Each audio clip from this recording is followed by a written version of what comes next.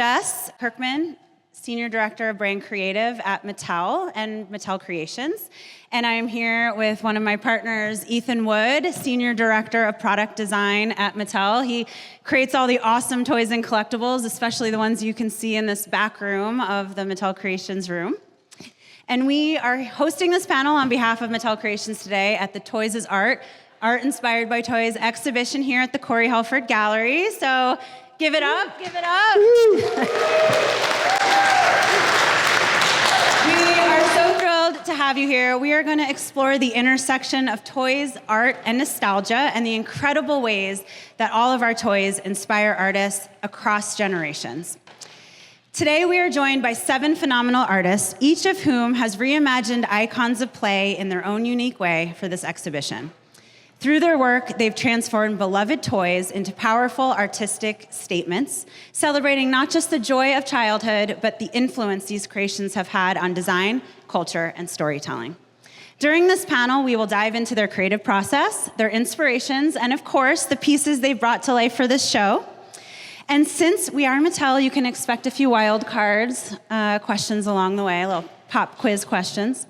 And after our panel discussion, we'll open the floor up for Q&A. So please get some of those burning questions ready in your mind. We would love some audience participation. Anything goes here. We are live streaming, so keep it family friendly is what I'll say. And so without further ado, I'm gonna have Ethan welcome our incredible panel of artists. So let's give it up when they come out. Before I introduce any of the artists, I just wanted to say none of this would have been possible without the participation of all of the amazing artists. And a big thanks for Sherry for curating this entire show. Right? All of this is beautiful artwork as a result of all of those artists' work and their unique take on all of our Mattel brands. So the first artist I'd like to introduce is Brandi Milne. Brandi, using elements of bright pop culture and candy-colored hues, Brandi created a surrealist style uniquely her own.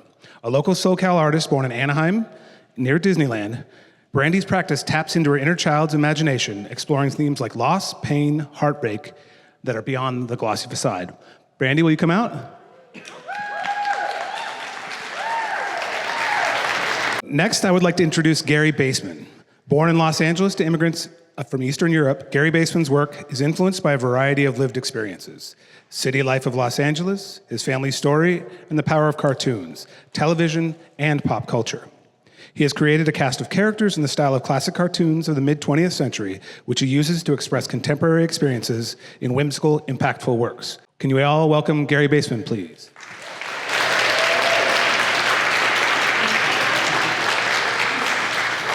Next, I would like to introduce ONCH. Based in Los Angeles, ONCH creates wearable art that blurs the line between fashion, commerce, and artistic practice. His pieces have been featured in fashion magazines, worn by celebrities, and been highlighted through unique brand partnerships like Sanrio, Pokemon museums, and like the Academy Museum. ONCH's imaginative approach aims to bridge the gap between art and fashion, creating wearables that spark the nature of pop culture and representation through what might be called kitsch art. Could everyone please welcome ONCH?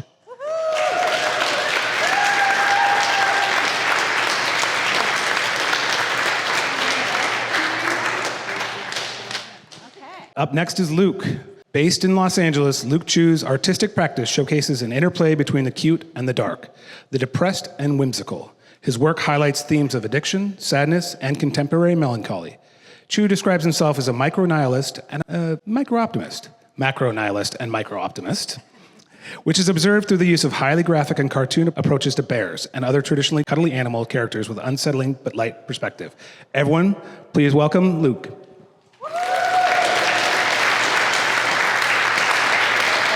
All right, up next is Jasmine Becket-Griffith. Using traditional acrylic painting techniques, Jasmine Becket-Griffith conjures a magical world of fairy tales and mystery. Referencing historical, natural, and fantasy worlds, she has crafted her liquid eye maidens to explore emotional depths within the magical realism displayed in her paintings. Becket-Griffith's work has appeared in numerous books and magazines, and she's worked with the Walt Disney Company, Lucasfilm, and Hamilton Collection, amongst others. Please welcome Jasmine. Next is Jim McKenzie, an artist and commercial art director based in Burbank. Jim McKenzie's work often features a surreal, highly saturated wonderland. Using a variety of mediums and disciplines, from illustration to sculpture to stop motion, McKenzie's work showcases pop culture, horror, and mythology through a viewfinder of cinema and satire. He has also balanced his practice with commercial direction for such brands as Prada, Capital One, and created a mascot for Zyafran, Gut Guy, seen in Super Bowl 50. Please come on out, Jim.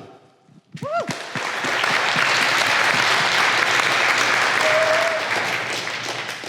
All right, and finally, I'd like to introduce Korin. Originally from Colorado, Korin Faught's work is reminiscent of the Dutch masters and mid-20th century design paired with a unique contemporary and feminine lens. Her work has been exhibited in major cities around the US and has been featured in Art News, Style.com, and American Art Collector magazine, amongst others. Faught's oil paintings have a sense of movement with a perspective that is both sharp and soft in an otherworldly quality. A mediation on what it means to be a woman in America today. Please welcome Korin.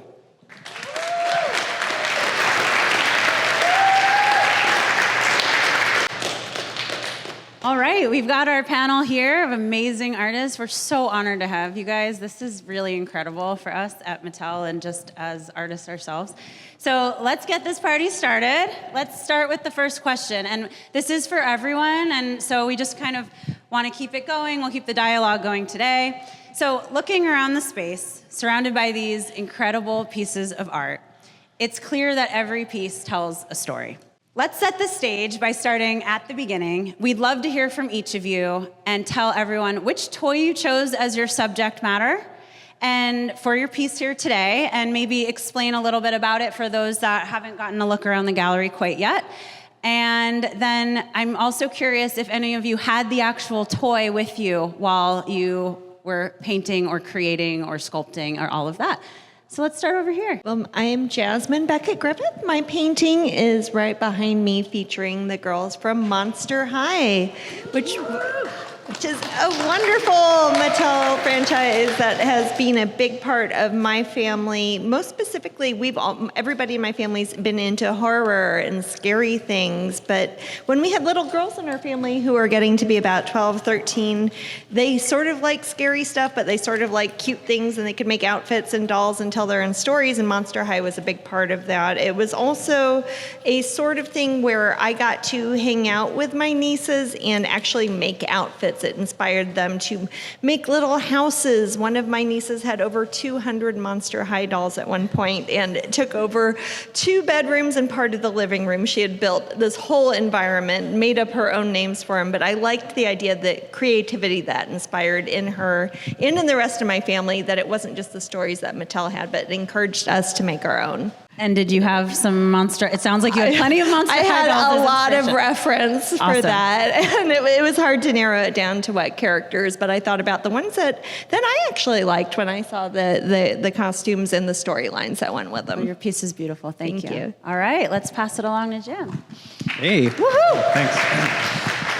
Hey, my name's Jim. I made a little telephone over there, and I just smashed a bunch of stuff and kind of glued it together a little last minute. But I had this idea to make this character 3 years ago. I was doing a whole film about a toy maker and his crazy ideas of making these toys that really were not that great.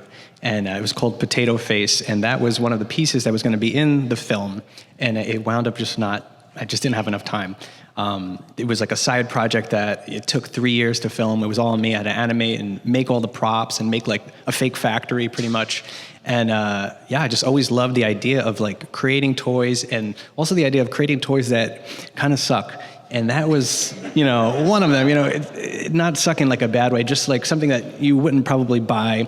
So I came up with this idea of like the worst toy ever. It was a carrot foot. And like this guy, my character in the film, can only make carrot feet toys. And it was just supposed to be like a really bad toy. So anyway, I didn't get a chance to make that. And then finally, I had some time in October, and I was like, okay, I'm gonna squeeze this in. And I started planning it out, and I actually started it. And then that week, I got a call from Corey Helford and Mattel saying, like, would you want to be in this show? And my first thought was, I can't do that because I have to really I've already started this. And then I was like, wait, the thing is Mattel, so this is just perfect. So I wound up, having a home for it, and here it is. So yeah. Awesome. Thank you. Hi, my name is Luke Chueh, and the piece I created was that painting, Outlook Not So Good. It's the Magic 8 Ball, and I chose the Magic 8 Ball because I felt like it contained both the cynicism and the potential optimism that I like to incorporate in my narratives. For my painting, I chose obviously what I would consider the worst outcome, and I did have Magic 8 Ball on me when I painted the painting. Yeah.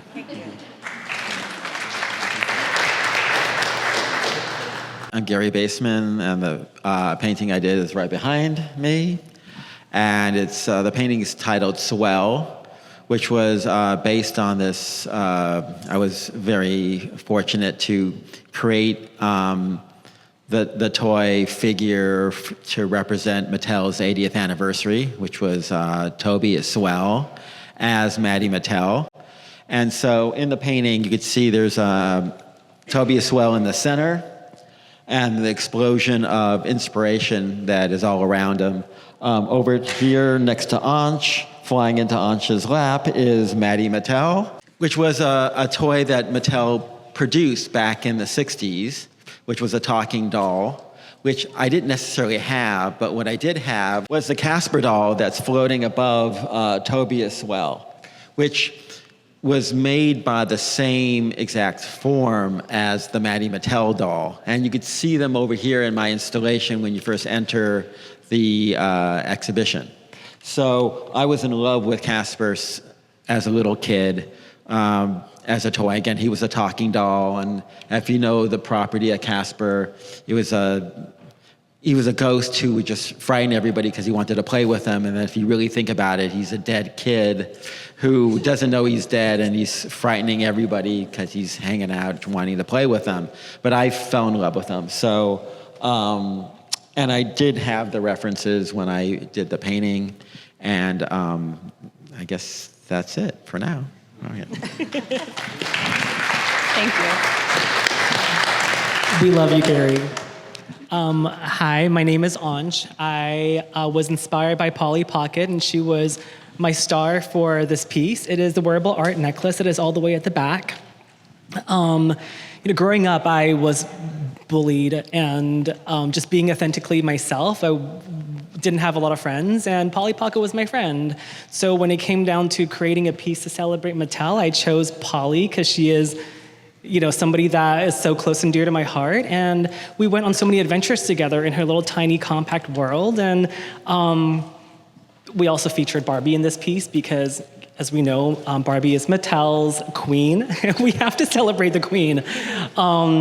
So I did have this piece when I was creating this necklace, and getting to really dive into it and opening the compact again and seeing, all these little elements was so special and so nostalgic. So this was a project that was not just my dream, but it was also very healing for me.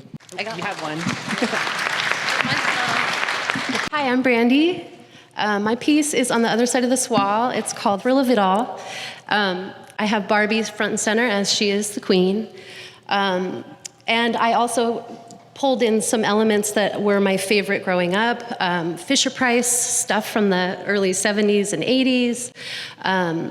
Growing up, I had a whole bunch of siblings ahead of me. I was the youngest, and I had a lot of hand-me-downs. And so I feel like I got a lot of the 60s even toys, 60s, 70s, and 80s to play with, and they were my world. And even as an artist today, as an adult, I really do go back to that early influence to speak my language in visual language. And I'm just really excited about this show and to be part of this amazing celebration for Mattel's 80th. And I'm so happy. I love it. Thanks for being here. Hi, my name is Korin Faught. I did the piece here. It's a Pilgrim Barbie. She is a real Barbie from the 90s. I ordered her on eBay, and she was with me through the process. If you know my work, I have done many pilgrim-esque paintings with the bonnet and my family history. We come from Mayfair people, and before that, like my father's Dutch and blah, blah, blah. Anyway, but I did have her with me, and she was great, little companion there. Growing up, I didn't have very many Barbies, but I loved the ones I had. I had Skipper, and I had like classic Barbie, maybe. I don't know what kind she was. But I had the Corvette, anyway, the process was interesting. I started with Monster High and couldn't nail it. Mattel was even so kind to give me some merch to paint from, and I was like, oh my gosh, I'm choking. So I kind of like went back to the drawing board with that and ordered Pilgrim Barbie off of eBay, and she came and I was thrilled. I could paint what I know. So, but also painting that Mattel pink was really difficult. I'm just not a pink person. And I just like really struggled. I should have called Brandi or Gary or, well, maybe not Luke. Luke doesn't really paint that much. Or Natalia Fabia would have been a great call, but I don't know. I didn't do any of that. But I was on my own. Anyway, it came out good. I'm proud of it and what it represents to me. Awesome. Thank you. All right, so we've all talked a little bit about your paintings. We'd love know a little bit more about how you made them, kind of your process, and you all work in different mediums. So you always start at a different place.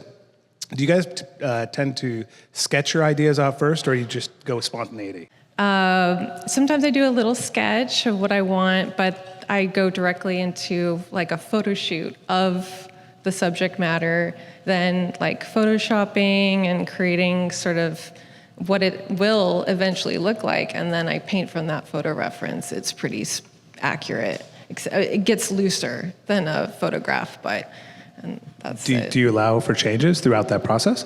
Yes, have to. You're staring at something for so long, like, oh yeah, that's wrong. This is so wrong. I have to. Yeah, you manipulate, definitely. I do a lot of sketching before the painting.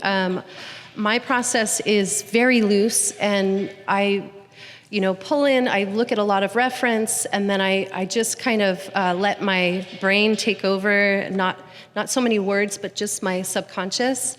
And I just sketch it and sketch it out, sketch little stories, just little things that pop into my brain to give me motivation or inspiration to then go create a full story. And I have many sketchbooks filled with a lot of crap and not good stuff, but it's part of the process, and it helps me to tune into how I feel and what I'm thinking, and just build a story from there. Thank you. I love a good challenge when it comes to creating wearable art pieces. So this time, I dabbled in 3D printing. So that's how we saw the large poly. It was done via 3D printing. And a lot of the things that I create are elements throughout my career. So I actually collect them, throughout the years. I've been doing this for 21 years. So I would go into my studio and look for different color-coded boxes, and those will be essentially my puzzle pieces that I put together. A lot of times I create and dream up wonderful things when I'm taking my bath. So I have my Mr. Bubbles with me in my bathtub and doing all of that. And I feel like this piece specifically is, it was so special just because it's such a dream to work with a company like Mattel and to work with Polly. And I can't wait to do more fun stuff together. Well, my process was a little different in the sense that I was already working with Mattel for almost a couple years before this exhibition. So, but generally I carry the sketchbook that I dropped Actually, if you hold the water for a second, thanks, Luke. Wherever I go, and so that's where a lot of the ideas initially come from, is through drawing in the sketchbook, working through the process. And in fact, if you go over to in the front where the installation is, we have a lot of drawings of the early Toby as well that I was kind of putting together. So, and then in the process of the painting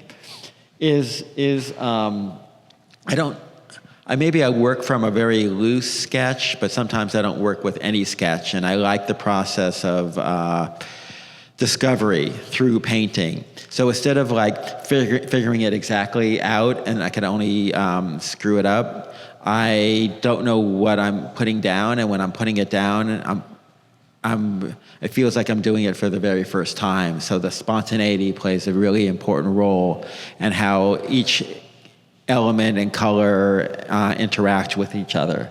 And like even with this painting, I had the challenge of I didn't love where the colors were going initially, and just kind of forced myself and pushed myself through to get it to where I ended up loving it more than anything. And then what I wanted to, thanks Luke for holding my water. And so then even after the drawing and the painting, and even when the toy is complete, I'm still drawing. So for me, the process of drawing is putting these guys and bringing them to life through drawing. And so this is one of the drawings I did of Toby as well, interacting with Maddie, with Casper, and with my cat Bosco, and with the original Toby. So cool. Thank you. Thank you, Gary. I got it. For my piece, I worked from both sketches, photos, and digital.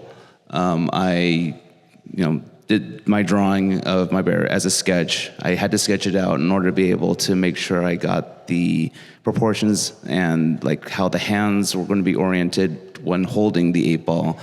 For the photo, I took photos of my 8-balls so I could be able to see how the logo of the 8 would orient from, viewed from that perspective. And for the digital elements, it was the typography above it. I, tried to match the font with the font on the dice, and then just typed it out, printed it, traced it, and then painted it. The blue in the painting is supposed to emulate the blue within the liquid that the 8-ball is floating, the dice is floating in. And yeah, so that was, basically the process. Great, thank you. Yeah, it's really cool to hear everyone else's process, because I think we all have kind of different ways to approach things, but it's all very similar. Like for me, there are times where I will sketch things out, and I have two worlds where I do this fun stuff that like fulfills me, and then I have commercial stuff, which also fulfills me, but it's commercial stuff. So when you're doing stuff for other people, they don't know what you're thinking. You have to sketch things out. You have to really show them, this is what this is going to look like. And then you get tweaks and then blah, blah, blah. So when it comes to stuff that I want to do, that's 100% me, I'm like, let me really explore with this. Let me just get nuts with it. And I have the idea. I already kind of know. And I think the heart of it all is really that whole process of you playing around and messing with stuff.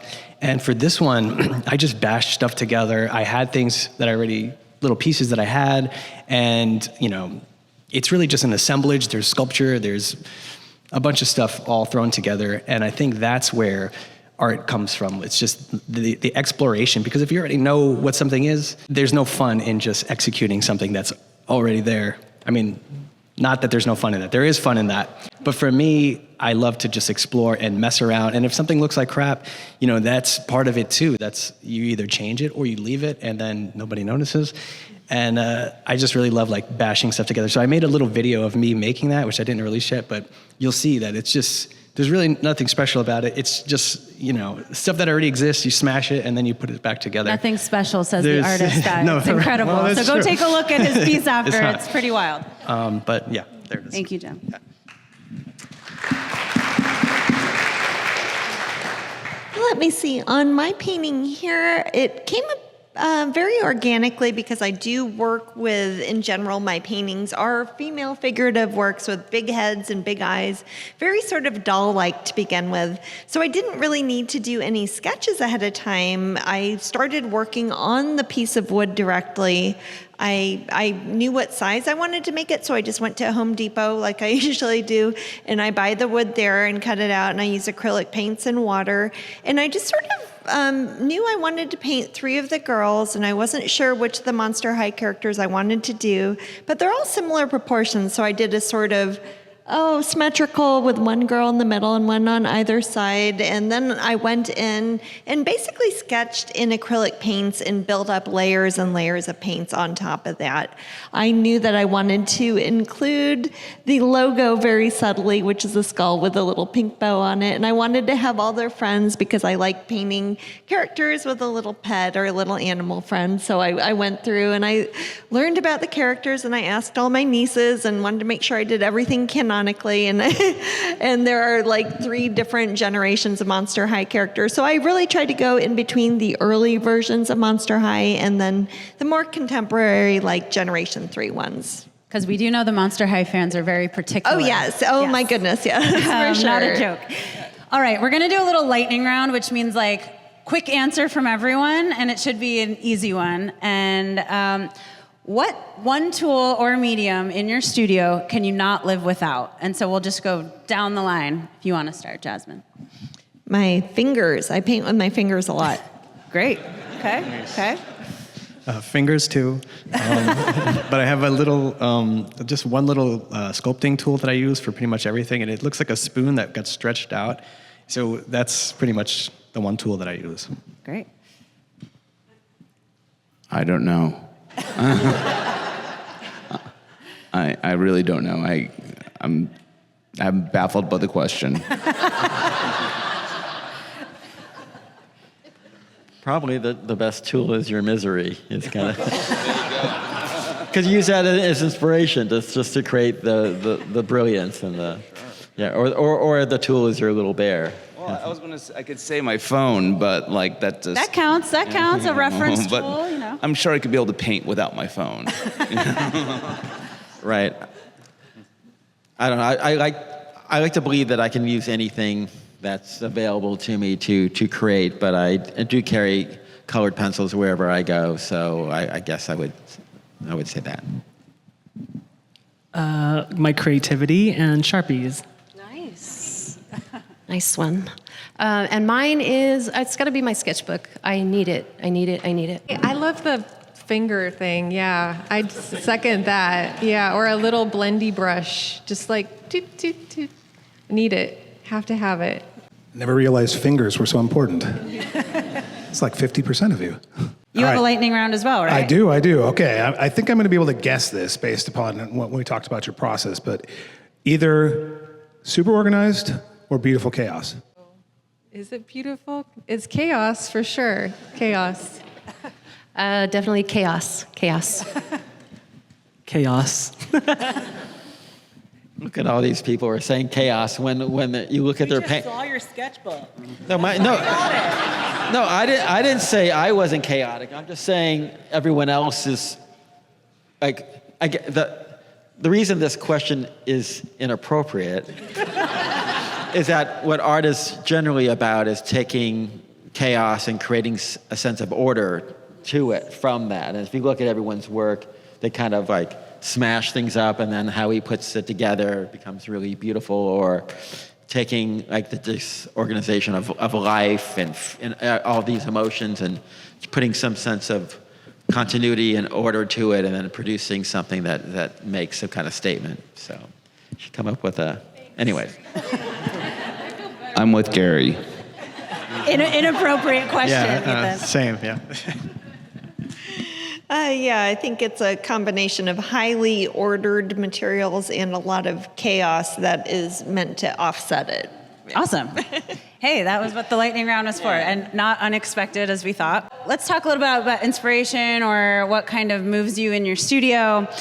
Some artists need total solitude.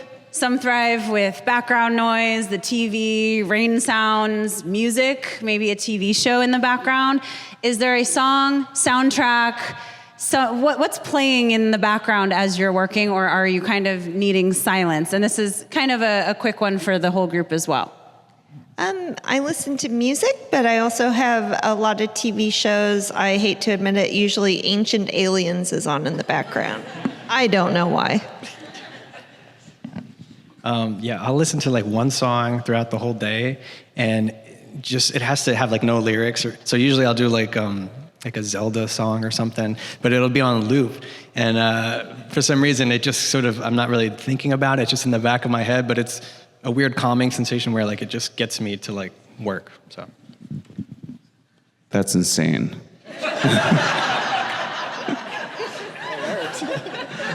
I listen to a lot of like lo-fi beats and stuff like that. I guess it depends on the theme that I'm working on, what kind of music I'll play, because I have a certain soundtrack. Like the soundtrack of my life would be Max Richter's The Leftovers, which is very, I don't know, kind of emotional, sad kind of music. But for Toby as well, a lot of it was like 60s, 70s, kind of Laurel Canyon, pop, Hollywood, LA music mixed with British invasion, kind of like Itchy Park and the Mamas and Papas and things like that. I work in silence. I think as an artist nowadays, we have to create content of how the behind the scene, the making of your piece. So I just have to make sure that it's silent so I could dub things over later. Yes, I am music all the time, and it just goes by my mood or what I want to evoke. So I listen to a lot of like 70s classic rock, all the way through Billie Eilish today, you know, just everything. And that's meant to just pull out what I'm feeling or a story, possibly. I used to listen to TV, like heavy dialogue TV, like Mad Men, or I've watched Game of Thrones so many times. There's just like so much content, like names and everything. Ask me any question about Game of Thrones. I'll know it. But now I'm listening to a podcast talking about, you know, serial killers and stuff. So that's my thing now. All right, so now we're going to get into some targeted questions for specific people. And I'm going to start with you, Jasmine. Your work often blends gothic, fantastical elements with whimsy, which is obviously very fitting for Monster High. Yeah. When approaching a toy-inspired piece for this exhibition, how did you balance those darker elements with that kind of playful nature of toys? Ooh, that is often an ongoing sort of concern with my artwork. I do a lot of sort of darker themes, but people also associate my artwork with things like Disney and cute stuff like that. And I think a big part of it is there's got to be a balance between it, because if you have too much sort of doom and gloom, it gets really repetitive and boring. If you have something that is adorable and cute, it gets saccharine and doesn't have a depth to it. So that's always the sort of line I am balancing with it. And that's why I appreciate things like Monster High and mass-marketed things with Mattel, because I think it shows that there needs to be a little darker side to appreciate the sort of fun sort of storytelling and narratives behind it. Awesome, thank you.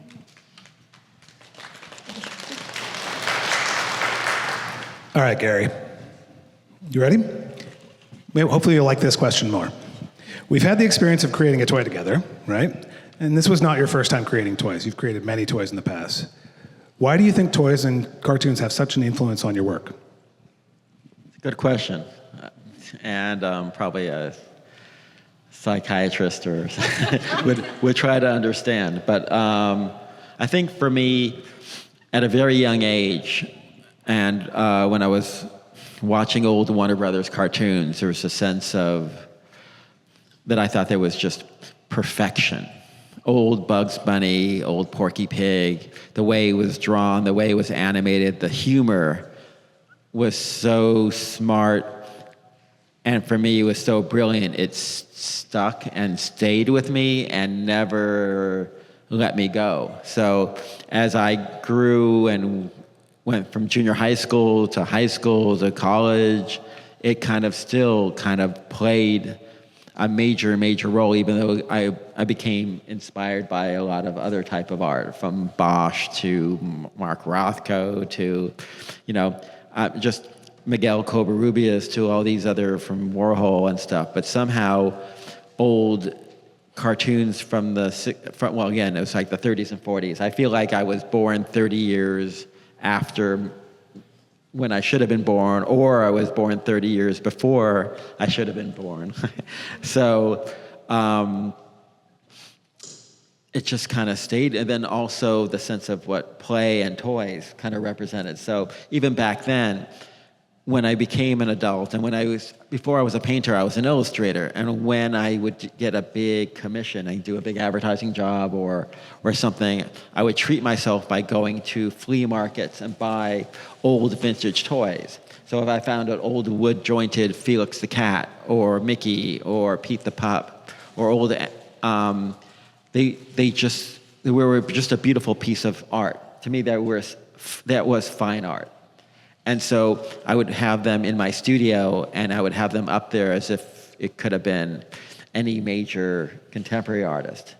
And so that kind of stayed with me, and I wanted to create it in my own way, but in a way that the message resonated with the times that we're living with today.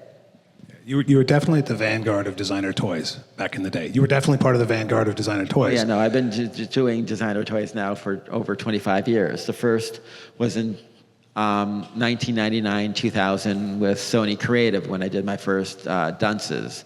And then my Dumb Luck figure that came out right around then. So yeah, it's been, for me, when I had my first fine art exhibition, the next thing I was doing was these sculptures that for me, they were fine art sculptures, but for the masses. They were limited edition, but they weren't created based on a marketing tool of a committee making a decision on what's going to sell well. For me, this is what I wanted to say. This is what I wanted to produce as an art piece. And ever since, what I'm producing, they're art pieces.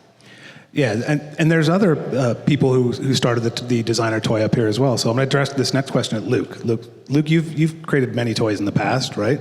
So you've translated your work into sculpture. Is there, what's the biggest difference for you when you're transitioning from 2D to 3D to make a toy?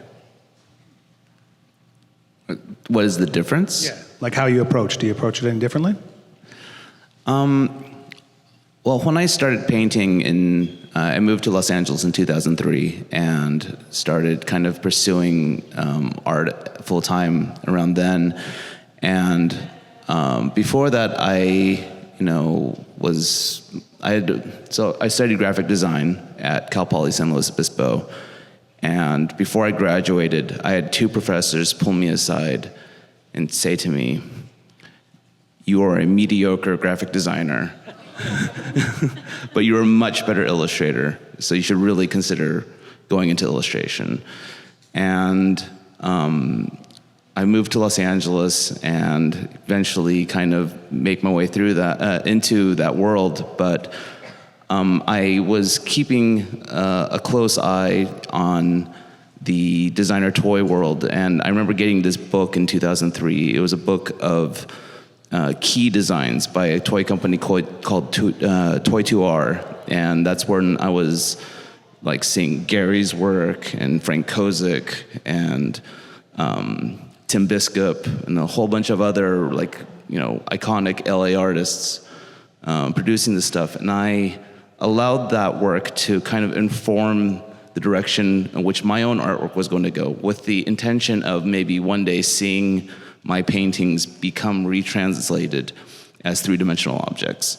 And around 2005, I hooked up with a company called Monkey King that's also based in Los Angeles, and we produced my first toy, which was finally released in 2007.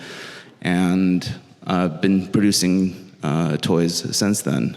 And, I also collect, so, I got a bunch of Gary's stuff, and I've got a bunch of, other friends and colleagues who, have done this stuff. And yeah, I think that art toy thing is an interesting medium to give people who enjoy your artwork an opportunity to be able to acquire something that they can't, where if they can't afford to buy a painting, they can potentially purchase, this figure, this toy, this other representation that isn't just a print that will, easily tear or stain or something like that. And I still produce these toys and still have plans on producing more in the future. Love that. And thank you for saying that art it's accessible through toy. And that's something with Mattel Creations, we especially are making your art accessible to others. So that's awesome that you said that. Let's go back to Korin over there. Your art brings a certain emotional intensity, and the Pilgrim Barbie it was inspiring me and making people feel the feels. And so, curious for you, while you were creating this piece, did you find yourself getting emotional in the process? Did any surprising memories come up? Tell us a little bit about what came up for you. Yeah, I've been in an emotional tailspin for a few months now. It's been difficult to, I can't really describe this sort of turmoil, but using art, it's complex, and you kind of look at your painting and think, oh, what could I do? How can I express myself in like a serious way that won't be too off-putting? I don't want to really, I don't know. I want to be myself, but I also want to have a statement there. And Pilgrim Barbie was almost handmade Barbie. I almost did handmade Barbie. I almost did trad wife Barbie. I was like going back and forth, where is this headed? Where is this going? And then just sort of let it happen, and it sort of matured on its own. And she became like pretty much herself and just descriptive of herself, and it sort of laid itself out there, the sort of immigration issues that are going on right now. So I just went, yeah, there she is. Yeah, thank you. Thank you for that. Brandi, question for you. Your artwork is full of vibrant, candy-coated colors and tones that evoke a sense of playful nostalgia. Were you the kid who always picked the most colorful toy or accessory, like the bright pink Barbie car or dream house? Or is this explaining what you were like as a kid as well? Yes and no. I definitely loved Fisher-Price, the old vintage Fisher-Price stuff, which is very vibrant and rainbow, and so I did always gravitate towards that stuff. But also, I'm a person who feels a lot, and I go through a lot emotionally, and so my artwork does look very candy, at first, and very colorful and happy and sweet and cute. But underneath that is the truth of how I feel mostly, which is, a lot. And I think a lot of us are feeling a lot right now in the world, and as I heard. And so my vibrant colors are to push against that sadness, that darkness. It's to invite people in, it's to attract like a flower, it's to attract people who have a youthful sensibility, and it does mask a little bit of that darkness, but it is about the light and the dark here on Earth. Thank you. That is where I go. Awesome, thank you for that. All right, let's go to ONCH since you're sitting right here. You create some incredible wearable art, some of which I would love to rock. I don't know if I'm cool enough, but celebrities are often seen wearing your work. Yes. Who would you like to see rocking your Polly Pocket-inspired piece in the back? Margot Robbie. Nice. Right? I think so, and I think Mattel can make it happen too. Hey, we're live streaming. Maybe she's listening. You could tell her now. Margot, please. We would love for you to rock my necklace. It's called Mattel I Shrunk Barbie. And you played Barbie. Thank you, yeah. Jim, I think you're the last artist for this specific question. You've designed some incredible figurines and sculptures that almost seem alive with character. Again, if you haven't gotten a close-up look of the phone over there, it will take you places. How do you go about creating a toy that feels both real and imaginative? And did you run into any unforeseen challenges, or is there anything specific you want us to know about that? You're talking about this toy, or This just toy in particular. This toy in particular. I guess pretty much every sculpture I make, it's sort of like a weird Horcrux of my own emotion. And pretty much what Brandi said, where it's like, you sugarcoat things, and then where you could sort of put your own emotions into that. I think I had a lot of trouble talking as a kid, and still do. So the only way to really convey whatever I'm feeling is to squeeze it into a little phone, and you could, sometimes it's like a very, not so specific thing, but you could always tell in the eyes whatever the feeling is. But I think for this one, I wanted to make it reminiscent of the actual toy phone, but as if, how I would want it. So when I was making it, it was really like something that I would want in my house, because I have a lot of like turquoise and gold and stuff like that. So I'm always making something that I want to like have. And then, sadly, it's got to go. But yeah, I don't know if that answers the question. It's going to a new home. It's going to a new home. Thank you, guys. Somewhere else will appreciate it. Yeah. Thank you. All right, so this is again a question to everyone. So art's an evolving journey, and participating in the shows seems like a natural extension for many of your works. But is there something that you would take away from this that might inspire any of your future works? Just, I guess my lesson was letting it reveal itself more, letting the work speak to me more, listening. Yeah. I like that too. Lots of listening, but yeah, in my piece, I learned something new that I'm excited about. It's just more balance in the piece, and the little figures in my piece, they're the little people from the 70s, 60s. I was afraid that they were going to get lost in the piece, but I found a way, and they found a way, and I'm very excited about that. I'm very inspired by that. I think for me, it's just to be more vulnerable and tell my story through the pieces that I create. I've never shared the fact that I was bullied growing up, even though I might look like the kid that's always being bullied. And I feel like it's liberating to be able to tell my story and share it through a beautiful piece of verbal art. Well, for me, when I started working on this, I was already working on a kind of a series of art based on my old cat, my cat Bosco, who was a young cat, using the sense of dream reality and the explosion of toy and pop culture in a way as inspiration. And within this process, not only did we do the Tobias Well and this painting, I also created 15 new paintings of my creatures interacting with Mattel Legacy properties that we turned into an Uno deck. So that's also to celebrate the 80th anniversary of Mattel. We created this really beautiful Uno deck, working with the Mattel designers, taking my paintings and putting together something that would be, one, fun to play, and two, it looks like a work of art, and is a work of art. So you get to play Uno and have big arguments with your friends and family while engaging with an art piece.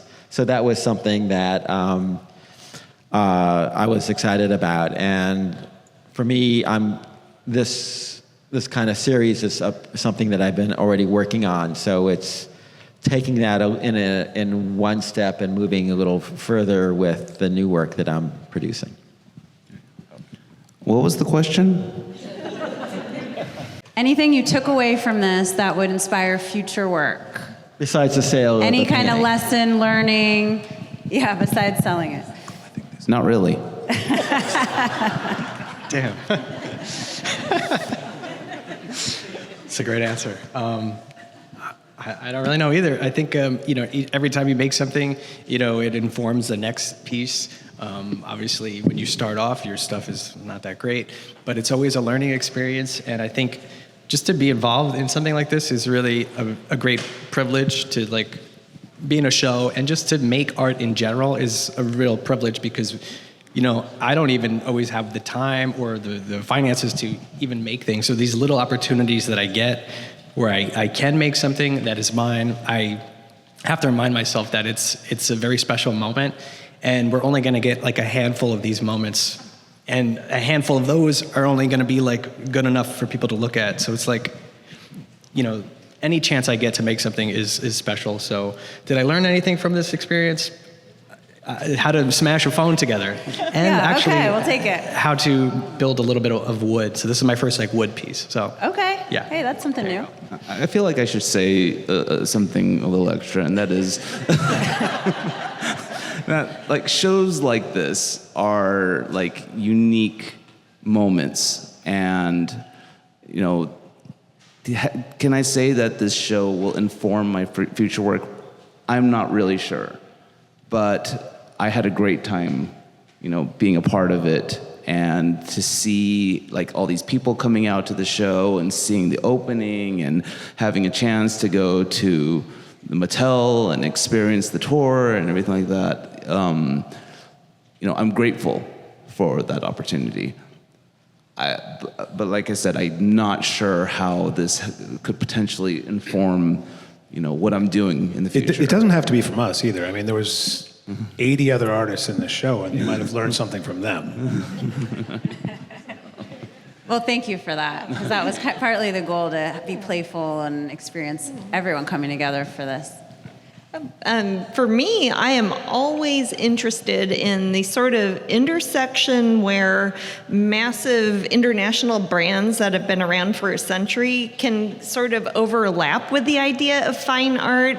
I think there's a sort of idea in the public that something is either fine art or it's a commercial, something you would buy at a store, when really I'm seeing with my fellow artists and myself, it is a sort of ongoing dialogue that is happening both back and forth between the people who created the brand to begin with and then the people that brand has now influenced.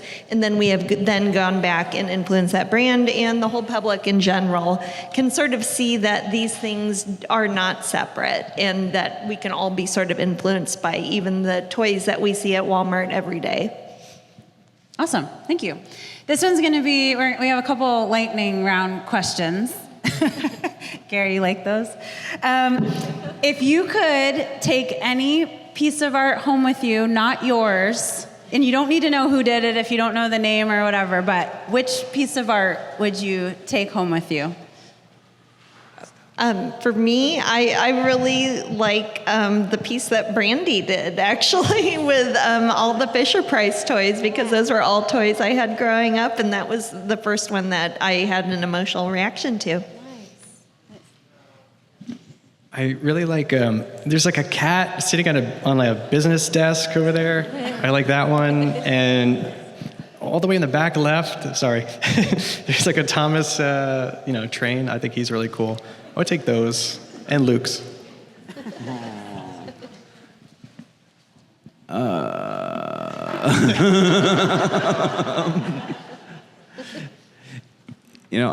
a huge Gary Baseman fan, so I would probably love to have the Gary Baseman hanging on my walls. Thanks. Actually, the car right here in the center is... Yeah, the car in the middle. It is for sale, everyone. That too. It's so beautiful, and that's the car of the future. It's so nice. But also, my friend Natalia's painting of her daughter was really, really outstanding. Gary Baseman, because he's my idol and I love him and I love his work, and I've seen his work progress and evolve into what it is today, and I'm just so impressed and I want it. It's $80,000. Can I have it?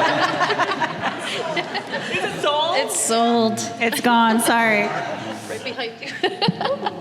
I definitely want Korin's piece. It did sell, but I'll take that, and I'll take Miss Mindy's little battle cat over there, the green one. And I will definitely take Polly Pocket from ONCH. Thank you. You have to choose one. Well, I took the... I got one. I love the car, but actually a friend of mine made that car, Dave. But his work is amazing. It's probably the most expensive piece here, right, by far. But above that, like the battle cats. There's so many battle cats. I want all of them, especially that Ken Williams battle cat over there is pretty epic. Yeah, Battle Cat got a lot of love in this show, that's for I sure. have one more answer.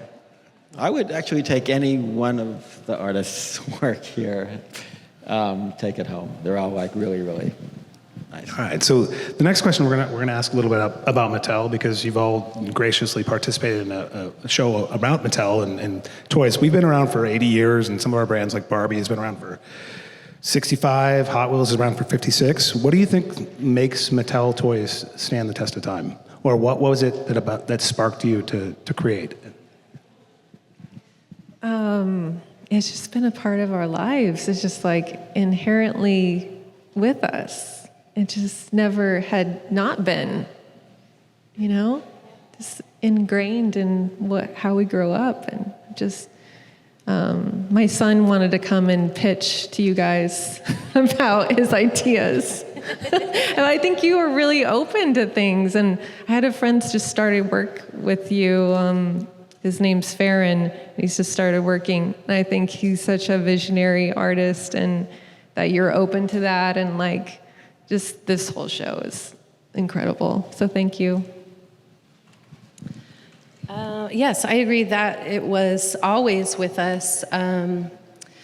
And for me, you know, the toys that I had, I agree with Gary saying that they were my fine art growing up. And Barbie, you know, Fisher-Price for me. And it just has echoed through my mind and has never left. And I don't know what that magic is from Mattel, but I know that 80 years is pretty freaking fabulous. And I think it's echoing through all of our brains and imaginations. I think Mattel is so magical because it provides us all with this escapism, and just unboxing your toys and starting to play with it and reading the instructions. It's a whole experience, and I don't think anybody else does it quite like Mattel. Yeah, I mean, from being a little tiny boy is, you know, my first doll was a Mattel toy. So you've been able to still embrace most of your properties from the very beginning, from Barbie, like again, in my neighborhood, I grew up in the LA, Fairfax district.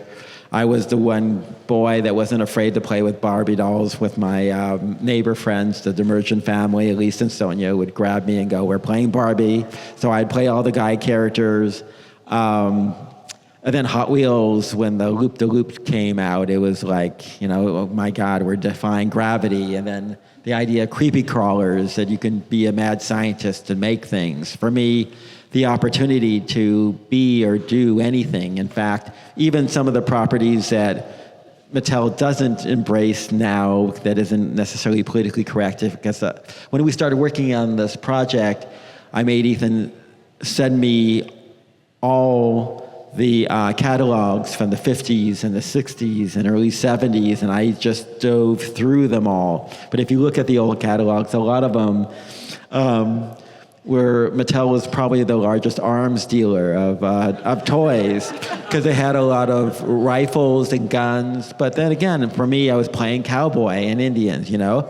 I would also play soldier, and for me, being a child of Holocaust survivors, I would take a rifle and pretend I was in World War II, going back to Eastern Europe and fighting Nazis to save my grandparents. So for me, you know, there's so many ways of using your imagination that Mattel kind of gave a child the opportunity. So, and with Toby as well. I imagine that the reason why Mattel has stood the test of time is because they have an incredible team of like thinkers and creators and designers that are like trying to do their best to keep up with the time and the trends, and you know, they probably have, you know, work with a bunch of kids, throw a bunch of toys at them, and, you know, have them decide, you know, see what is working and what isn't. You're right? making us look good because, yeah, we're hosting things like this, and I think that's definitely one of the reasons, because there's so many artists within Mattel. You've taken the tour. Mm-hmm. You've seen that Ethan is one of those people as well. Like, we have inventors, tinkers, artists, sketchers, painters of Barbie as you walk through. Wizards. Wizards. The building is full of wizards. Yeah. So I think you set us up there. Why is Mattel successful? Because they've got a great committee of, you know, people like making decisions, I guess. And Amen. We're going to quote you and use you. I'm sure that there's plenty of people who work for Mattel that would say I was wrong, but you know, if it's working, then it's working. I love it. Thank you. I feel like this is definitely a question for Mattel, but not really. Because I don't know. I will be honest with you. I didn't really have much like toys in general, but like Mattel toys, because I don't know. I was like a poor kid. I had like a few art supplies, and like that was about it. But as I grew older, I collected toys because I didn't really have them, and then I got crazy and I have a whole room full of toys. I think because of, you know, that whole extreme. And what I've noticed is that, you know, there's only a few big toy companies, and I would say Mattel is successful because they were one of the first. They're one of the biggest still, you know, coming out with Barbie and maybe Hot Wheels movies, who knows. But I think you guys are smart because you're doing things like this. You know, we're out here right now today. We're all making things with you guys, and you don't really see like a Hasbro art show here, you know, like. I think doing stuff that's unique is helpful. So I'll give you $5 later. Yeah, you guys know what you're doing. So Hasbro's next month. Well, I think a big part of how Mattel is still relevant today is that as appealing and generic as some of the ideas are, they are also very specific in a way that you can look at a universe or look at a series of characters they've created, but then sort of overlay your own play on top of it. It's like, oh, this isn't Barbie and Skipper. This is me and my sister. This is not the creepy little Monster High girls. These are us and our friends, and we're going to see ourselves in these characters. Also, I think Mattel is not afraid to evolve, and I think that has kept them relevant for decades and decades to come. You've seen how Barbie is not the same as she was in the 50s, and there's something to be seen for that. The fact that they've got generation 1, 2, 3 of something like Monster High and will continue to do so, I think that is going to keep Mattel in the picture for as long as there are toys, really. In the fact that they're going on a limb with artists like this, and a sort of edgy gallery is going to always keep them relevant, and I appreciate the opportunity. And we're very grateful that you guys all participated in this. This was incredible to see the art being interpreted. We're going to go to questions in just a minute. Before we wrap things up, we have a little fun twist that we like to do at the end of our interviews. So we've been asking the big questions today about your work, your process, the world of creativity. It's gotten a little emotional, a little topical. Let's take a moment to get playful. We have our Keiichi Tanami Magic 8 Ball over there, done by the famous pop artist Keiichi Tanami, that we got to work with this year before he passed last year.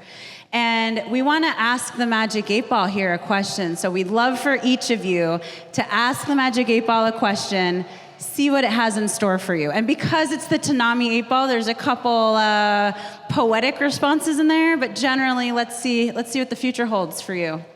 So let's start with Korin. What question? What question? Has to be a yes or no answer. Yeah, it has to be a yes or no answer. Oh, And you guys can pass it around if you need a second. I think I need to think about this. This is Yeah, you can pass. That's fine. I know it's loaded. It's easy but hard. This isn't going to be playful. My question is, will kindness rule supreme within humans on Earth? Come on. That's deep. So far, nothing. Hold it. Ask again later. Okay, we'll ask later. Way later. I'm a little nervous now. I don't know what to ask yet. Ask a question. I know it's really hard to ask a yes or no, right?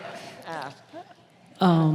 Will Margot Robbie wear your Polly Pocket?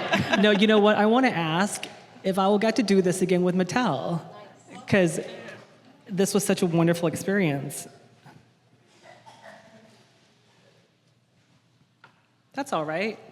That's all right. With exclamation marks, so it's good. It's all right. That's all right. Yeah. Okay. I'm having You have 2 mics, wow. Okay. the leaders of the free world, please. Okay. I'm just going to ask a question. I have my old cat, Blackie the cat, wrote a book called The Mighty Paw. And it's a lovely story about his family and heritage. And tonight we're having a party celebrating it. And I'm going to ask, is it going to be a successful party tonight? So, yeah, let's turn it around.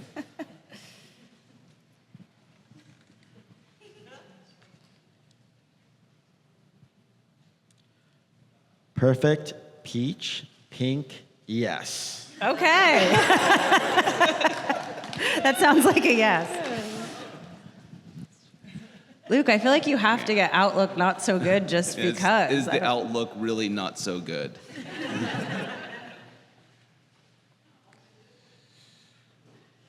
Well, hold on, I can barely read this. No more, wait. Can you read that? I didn't bring my readers. Outlook, not so good. No. No, he said, no more war, I say yes. Okay, that's great. I don't know what to ask. Will Mattel make a Luke Chu 8-ball after seeing his painting? Let's see. I saw yes in a daydream.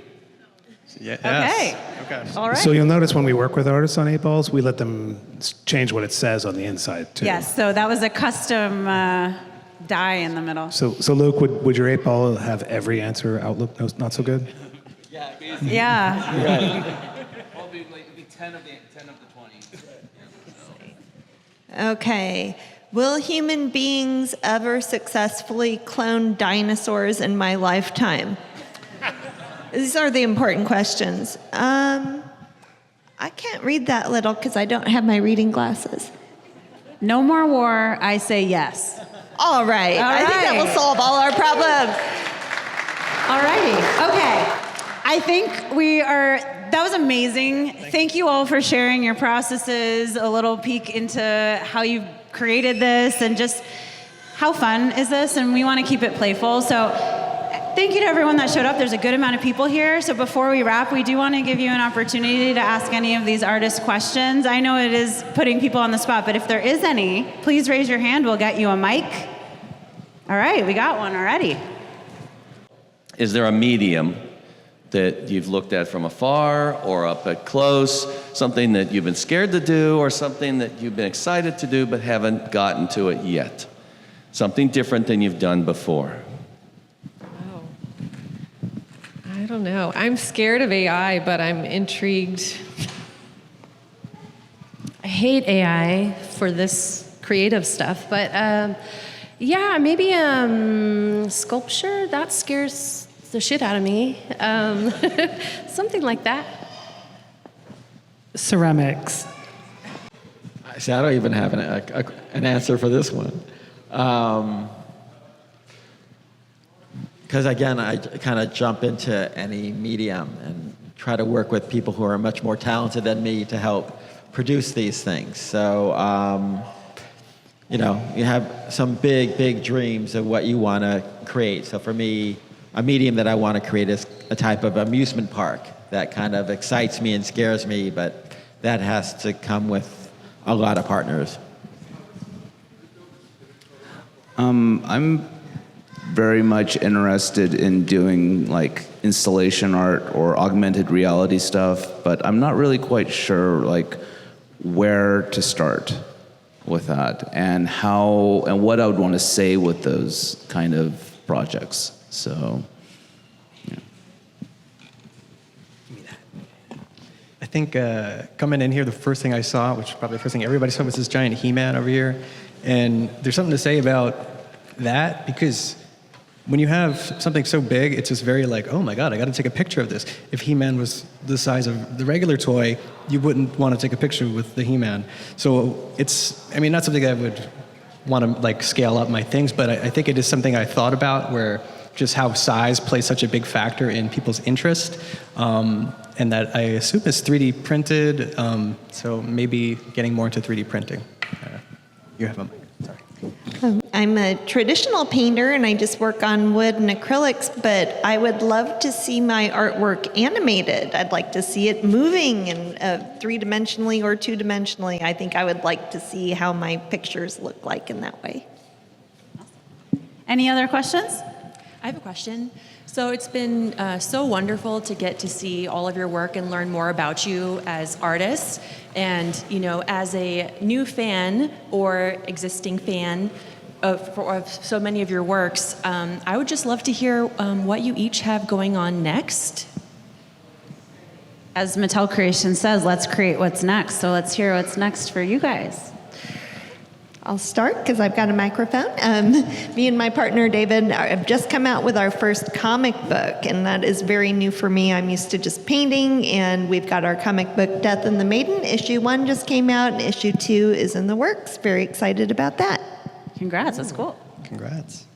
I am, what the hell am I doing? I'm art directing a Lego stop motion that's coming out in I think 2 weeks. And lots of sculptures and toys and what else? A Tim Burton documentary is coming out next week that I worked on. Lots of animation in that. And lots of animation stuff, more animation stuff. And I have a character called the Scarecrow. I'm trying to do a film about that. So we're starting the process of stop motion Scarecrow stuff. So, yeah. I'm currently working on a July solo show for New York at Harmon Projects, and I am also in preparations for a 2026 show in this space. Shout out to the Corey Helford Gallery. That's going to be, it's going to be nuts. Always working on a lot of things. Continuing celebrating Uno, the deck that we did, so we could sell out of that limited edition amount. I'm working on an animated short in New Zealand that in 2 days I'll be flying out for meetings, and then also with Toby, which is turning 20 this year, from my original exhibition for the Love of Toby. That was from LA. From a gallery show here. We're working on a new edition of Toby to celebrate his 20th and 21st birthday. So, and then hopefully with a lot of events and exhibitions and books and things, and a lot of stuff going on, so. Oh, you got it. I'm working on 2 different collections for wearable art jewelry. There is a collection for Teletubbies, one for Strawberry Shortcake, and we're doing press-on nails for Urban Outfitters, which I think you guys should go get it. It's really great. And we're also working on a documentary along with a experiential art, exhibition that's happening in 2026. And I am working on a show for next year in this space. And I'm dead center in the middle. I'm almost done. And I'll get there in April, I believe. On my easel right now is another group show painting for here, the beautiful bazaar. Are you in that? Are you guys in that? Well, it's on my easel right now, but you know, they want you to do small pieces for these group shows. But I'm currently trying to have large-scale paintings, build my body of work back up after having a couple kids. We're just like, I need to, paint big again. But that's what I'm working on. All right. And so before we close, and because Ethan never lets me say anything about him and I have the mic and all that, he can't do anything now. I do want to specifically call out Ethan Wood from Mattel Creations and Sherry from the gallery, who for putting this together. It has been a long time coming. Yes, Sherry, thank you. Director of the Corey Helford Gallery. But I know that the two of them have really, it started with a conversation, and I think Sherry's tenacity and the somehow duo between Ethan and Sherry to pull this gallery off is truly something unbelievable. To get the caliber of artists that we have sitting up here, truly unbelievable. I just got chills.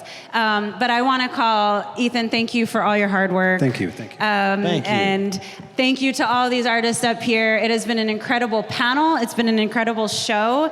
So on behalf of Mattel Creations, really want to thank everyone for coming out, for Mattel's 80th and giving us the opportunity to do something so incredibly awesome and take risks and do stuff with artists. I just want to thank everyone for that. And so if you have not taken a look around, take a look around. If you are watching from the live stream, the show is open until April 19th. So please tell all your friends to come and check out the Mattel Creations room behind this wall as well, where you can get a peek inside the world of Mattel Creations specifically. And thank you all for coming. This was amazing. So thank you.